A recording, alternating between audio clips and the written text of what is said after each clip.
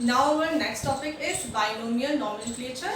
Nomenclature is the system of naming organism. अगर किसी organism को अपन कोई नेम दें पर्टिकुलरली तो उसको कहेंगे नॉमेनक्लेचर. नॉमेनक्लेचर का सिस्टम बाइनोमियल नॉमेनक्लेचर दिया था फर्स्ट साइंटिस्ट कैरोलस लीनियस ने. Binomial means with two names. Carolus Linnaeus ने कहा किसी भी ऑर्गेनिज्म को नेम देने के लिए अपन टू वर्ड्स यूज़ करेंगे, यानी किसी भी ऑर्गेनिज्म का नेम जो होगा उसमें टू वर्ड्स एग्जिस्ट करेंगे प्रेजेंट में.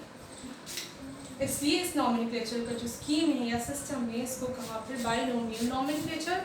साइंटिस्ट ने दिया था कैरोलस लीनियस ने.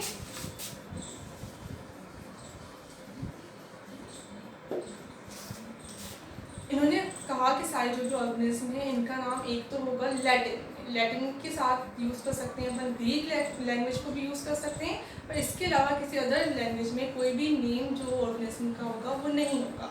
एक ही नेम होगा. एक ऑर्गेनिज्म के लिए एक नेम फिक्स कर दिया, उसका वही नेम होगा और वो नेम होगा लैटिन में और उस नेम के अंदर होंगी टू वर्ड्स.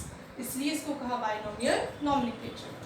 अब इन्होंने इसके लिए खुद का नेम भी लैटिनाइज कर दिया. इनका जो एक्चुअल नेम था, बर्थ नेम जो था वो था कॉलिन्स. इन्होंने कार्ल को लैटिनाइज कर दिया और उसको बाद में चेंज करके कर दिया कैरोलस लीनियस. अब इन्होंने कहा कि जो भी किसी भी ऑर्गेनिज्म का नेम जो देंगे वो होगा लैटिन लैंग्वेज में. उसमें होंगे टू वर्ड्स. इसमें से जो फर्स्ट वर्ड होगा, टू वर्ड्स होंगे नेम में. इसमें जो फर्स्ट वर्ड है वो होगा उसका जीनस का जेनेरिक और दूसरा जो वर्ड है वो होगा स्पेसिफिक.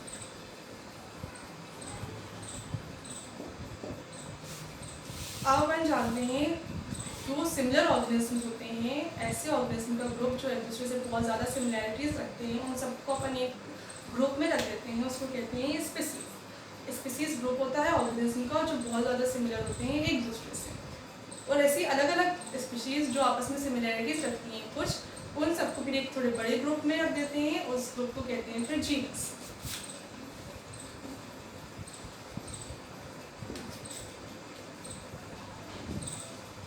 तो group of similar organisms is called species and group of species is called genus.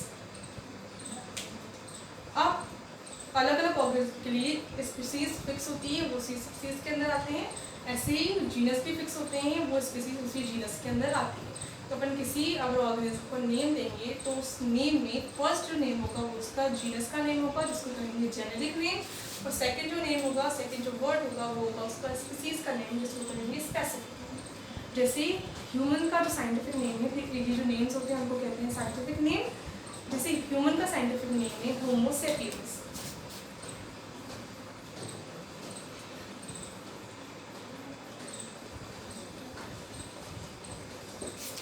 Homo sapiens में होमो है जीनस और सेपियंस है स्पीसीज. तो ह्यूमन की जो स्पीसीज है जो अभी एग्जिस्ट करती है वो कौन सी स्पीसीज है? सेपियंस स्पीसीज है.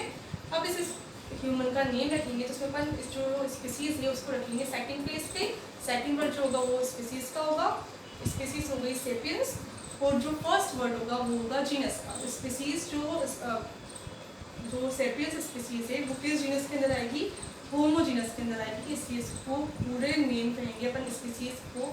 ह्यूमन की जो स्पीसीज है उसका पूरा नेम होगा फिर होमो सेपियंस, जिसमें सेकंड वर्ड है स्पीसीज का एंड फर्स्ट वर्ड है जीनस. इसी अदर जो ऑर्गेनिज्म होते हैं उन सबकी ही साइंटिफिक नेम्स दे दिए, सबको साइंटिफिक नेम दे दिए. नेम किसका हुआ? वो एक स्पीसीज को हुआ. एक ऑर्गेनिज्म जो एक पर्टिकुलर स्पीसीज का है उसके लिए नेम दिया. उस नेम में फिर उस स्पीसीज के नेम में फर्स्ट जो वर्ड था वो था जेनेरिक यानी उसकी जीनस का और सेकंड जो था वो था उसकी स्पीसीज का पर्टिकुलर. अब इसके लिए फिर कैसे नेम दिए अपन इतना तो बता दिए कैरोलस लीनियस ने. आगे जाके फिर जो ब्रांचेस थी, international code for zoological nomenclature and international code for botanical nomenclature, इन्होंने फिर रूल्स बनाए कि अपन किसी भी ऑर्गेनिज्म को साइंटिफिक नेम जो देंगे बाइनोमियल नॉमेनक्लेचर के बेसिस पर वो कैसे देंगे, उनको लिखेंगे कैसे, देंगे कैसे, इसके लिए फिर रूल्स प्रोवाइड किए। तो किसने प्रोवाइड किए? ICVN ने रूल्स बनाए कि इन रूल्स के बेसिस पर अपन किसी भी ऑर्गेनाइजेशन का नेम रखेंगे। अब हमने कहा कैसे नेम रखेंगे। फर्स्ट थिंग तो वही थी कि जो फर्स्ट नेम होगा किसी भी ऑर्गेनाइजेशन का वो होगा जेनेरिक नेम, उसके जीनस का, और सेकंड होगा उसका स्पीसीज का नेम होगा स्पेसिफिक नेम। फर्स्ट को कहा जेनेरिक नेम, सेकंड को कहा स्पेसिफिक नेम। और कहा कि ये जो दोनों ही नेम्स होंगी ये होंगी लैटिन में। कौन सी लैंग्वेज में होंगी? ये जनरली लैटिन में होंगी। कोई कोई सी ग्रीक लैंग्वेज में हो सकते हैं, और मेनली सारे जो भी नेम्स होते हैं साइंटिफिक नेम्स वो लैटिन लैंग्वेज में होते हैं। अब इसमें भी जो इनका फर्स्ट जो लेटर होगा, जो जेनेरिक नेम का फर्स्ट लेटर है, ये जेनेरिक नेम है, इसका जो अपने नेम लिखा है ये, इसका जो फर्स्ट लेटर है होमो का एच हमेशा क्या होगा? कैपिटल होगा। और ऐसे ही जो स्पेसिफिक नेम है, स्पेसिफिक नेम का जो फर्स्ट लेटर है वो हमेशा स्मॉल होगा।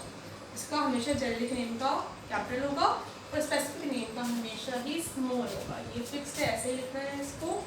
अब साइड नेम्स लैटिन में होंगे, इनको जब अपन हैंड रिटन जब होंगे, अपन हाथ से लिखेंगे, तब इनको करना होगा अंडरलाइन। अभी जैसे अपन ने लिखा होमो सेपियंस, ह्यूमन का साइंटिफिक नेम है, ह्यूमन की जो स्पीसीज है सेपियंस, उसका साइंटिफिक नेम है, इसको करना होगा अंडरलाइन। तो जब भी हैंड रिटन होगा नेम, साइंटिफिक नेम, तब उसको करेंगे अंडरलाइन। तो वो ऐसे लिखेंगे, ऐसे शो करेंगे नेम को। और अगर ये प्रिंटेड होंगे या फिर अपन टाइप करेंगे, इसको टाइप अगर होंगे ये, तब इनको करेंगे इटैलिक्स। इटैलिक्स यानी कैसे लिखेंगे इनको? ऑब्लिक लिखेंगे, तिरछा लिखेंगे। ये जो नेम है या तो अपन हैंड रिटन है, हाथ से लिखा हुआ है, तब तो अंडरलाइन कर दिया। तो अगर टाइप कर रहे हैं, प्रिंट कर रहे हैं, तब उनको किसी में लिखेंगे, इटैलिक्स में लिखेंगे, इटैलिक्स में लिखेंगे। और उसको फिर इटैलिक्स मीन्स ऑब्लिक यानी तिरछा लिखेंगे उसको। और अगर मान लो कोई भी नेम है वो लैटिन लैंग्वेज में नहीं है, एक टाइम पे किसी साइंटिस्ट ने किसी स्पीसीज को, किसी ऑर्गेनिज्म को नेम दे दिया बट वो लैटिन में नहीं था, तो उसको क्या करेंगे अपन? लैटिनाइज्ड कर देंगे। या फिर अगर उनका किसी भी चीज़ के बेसिस पर अगर उसको कोई नेम दे रहे हैं और वो नेम किसी दूसरी लैंग्वेज में है, तो उसको भी लैटिनाइज्ड ही करना पड़ेगा। जैसे जो बैनियन ट्री है, बैनियन ट्री का साइंटिफिक नेम है फाइकस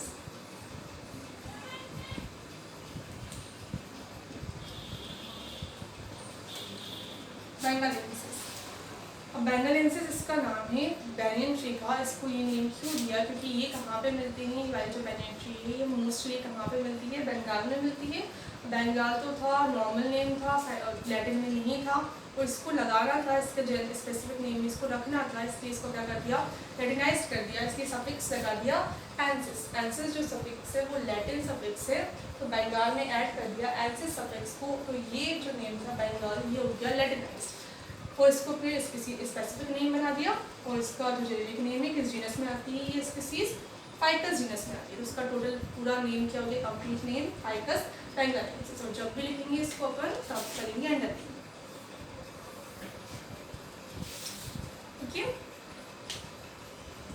अब नेक्स्ट चीज़ क्या होगी? अगर कोई साइंटिस्ट है, साइंटिस्ट ने फर्स्ट जिस साइंटिस्ट ने इस स्पीसीज को डिस्क्राइब किया, जो स्पीसीज थी बेंगालेंसिस, जिसका नेम क्या है? Ficus benghalensis. कंप्लीट नेम ये है इसका। इसको जिस साइंटिस्ट ने डिस्क्राइब किया था उसका नेम लिखेंगे अपन इसके आगे। जैसे होमो सेपियंस को फर्स्ट डिस्क्राइब किया था लिनियस ने ही डिस्क्राइब किया था, इसलिए अगर अपन चाहें लिखना कंपल्शन नहीं है, ऐसे भी लिखो तब भी ठीक है, ऐसे ही लिखते हैं मोस्टली। और अगर अपन उसको राइटर के नेम को भी मेंशन करना है, किस राइटर किस साइंटिस्ट ने इसको फर्स्ट डिस्क्राइब किया था, तो उसको अपन इसके बाद मेंशन करेंगे। तो अपन शॉर्ट फॉर्म में एब्रिविएशन जो टर्म्स होते हैं उसमें ही यूज़ कर लिख सकते हैं, डिनोट कर सकते हैं। एल लिख सकते हैं, सिर्फ ऐसे पता चल जाएगा किसने डिस्क्राइब किया था किसी चीज़ को सबसे पहले लीनियस, या फिर लिख सकते हैं ये भी किसको डिनोट करेगा? लीनियस को डिनोट करेगा। तो शॉर्ट में अपन लिख देंगे जिस साइंटिस्ट ने इसको डिस्क्राइब किया था फर्स्ट उसका नेम, साइंटिफिक नेम के आगे।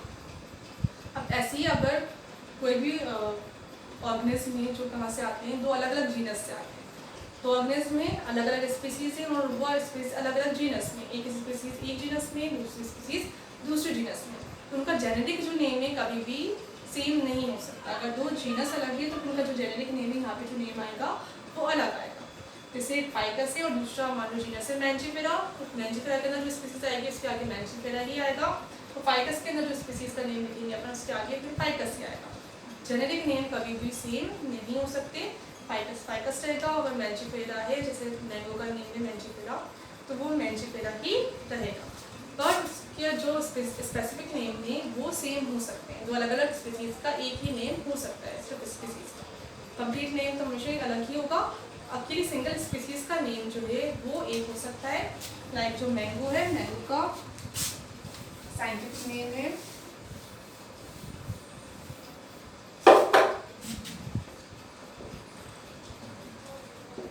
मैंजीफेरा इंडिका, और टैमरिंड जो है टैमरिंड का है साइंटिफिक नेम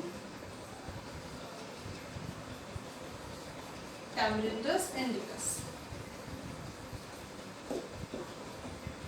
इसमें इंडिका एंड इंडिकस दोनों ही किसको डिनोट कर रहे हैं, इंडिया, इंडिया का रिकग्नाइज्ड टर्म है इंडिका भी और इंडिकस भी, दोनों सेम हो सकते हैं। तो साइंटिफिक नेम जो स्पेसिफिक नेम जो है स्पीसीज का जो नेम है ये तो सेम हो सकता है, पर जेनेरिक नेम कभी भी सेम नहीं हो सकता और कंप्लीट नेम भी सेम नहीं हो सकता, तो सिर्फ स्पेसिफिक नेम ही दो अलग अलग स्पीसीज में सेम हो सकता है। ये रूल्स दिए थे, इनके अकॉर्डिंग ही नेम्स देते हैं सारे ऑर्गेनिजम्स को, और मान लो किसी ऑर्गेनिज्म को किसी अलग बेसिस पे किसी अलग लैंग्वेज में नेम दे दिया, अलग रूल्स के अकॉर्डिंग नेम दे दिया, उसको भी बाद में करेक्ट करके कि कैसे देते हैं, इन्हीं रूल्स के बेसिस पे देते हैं। रूल्स किसने दिए थे, ICZN ने, ICBN ने। ऐसे ही अब बहुत सारे सभी जो ऑर्गेनिज्म है उन सबके साइंटिफिक नेम अभी हो चुके हैं, नेमिंग हो चुकी है, नॉमिनेशन हो चुका है उनका, तो उनको भी लर्न करना है तो उनको नोट्स में प्रोवाइड कर देंगे नेम्स कुछ एनिमल्स की एंड प्लांट्स की, जिनको लर्न कर लेना और पूरे चैप्टर को सेट